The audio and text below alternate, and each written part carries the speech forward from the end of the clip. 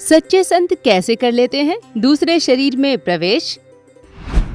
कैसे चिता में लेटा आदमी हो जाता है जीवित? क्यों एक संत ने किया दूसरे शरीर में प्रवेश?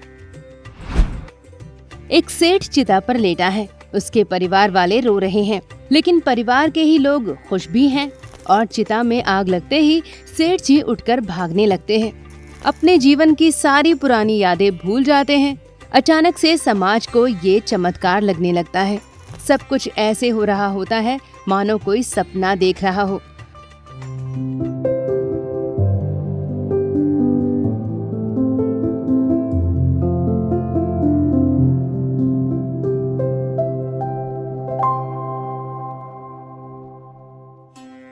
दोस्तों, ये कोई बनावटी बातें नहीं है, बल्कि आंखों देखी घटना है। दरअसल दोस्तों, सद्गुरु स्वामी कृष्णानंद जी महाराज जब परमात्मा मिलन के उद्देश्य से हिमालय की एक सुनसान गुफा में तपस्या कर रहे थे, तो दूर दूर तक फैली बर्फ की चादर के बीच दो साधुओं ने आकर उन्हें स्वामी प्रणवानंद जी महाराज के बारे में बताया, जिसमें वे कहते हैं कि जब स्वामी प्रणवानंद महाराज अपने गृहस्थ जीवन में लगे हुए थे, तो उन्होंने अपनी पत्नी के मोह में सभी परिवारजनों सहित माता पिता का भी त्याग कर दिया था।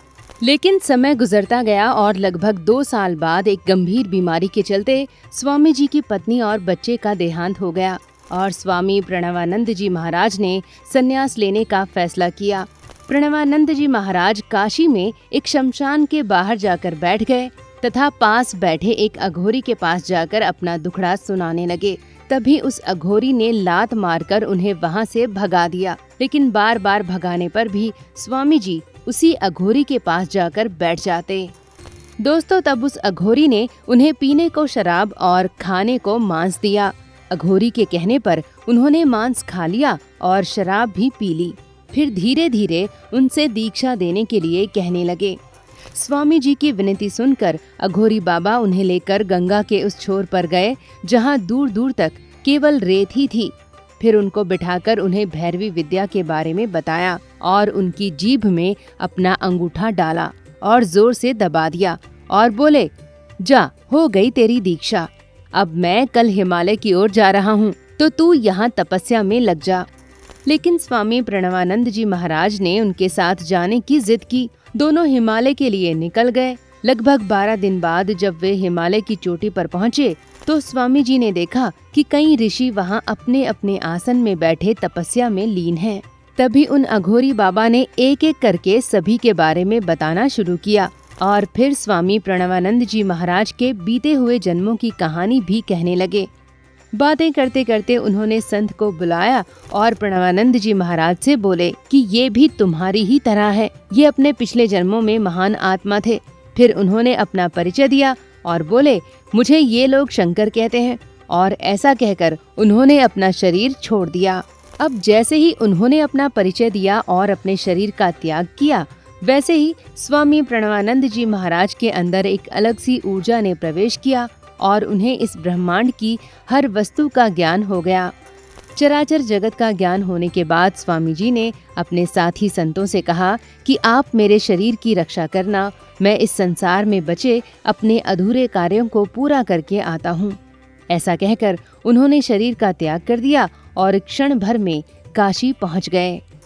अब उन्होंने अपनी यात्रा की शुरुआत की, जिसमें उन्होंने एक शमशान में एक सेठ जी के मरे शरीर को देखा, जिसे अग्नि दी जा रही थी। लेकिन उससे पहले ही स्वामी जी ने उसके शरीर में प्रवेश किया। अब मरे को जिंदा देखकर समाज के लोग हैरान ही थे, वहीं कुछ लोग परेशान भी थे।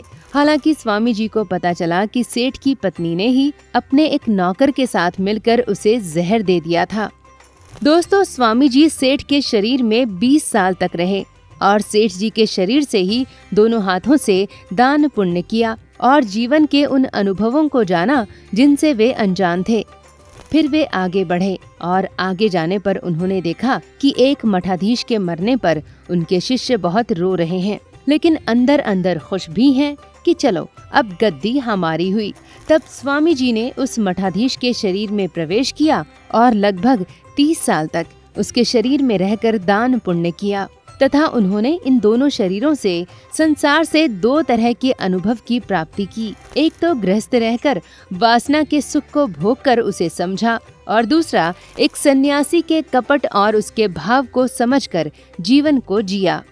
अब लगभग 50 साल के बाद वे अपने वास्तविक शरीर में आए और तपस्या में लीन हो गए।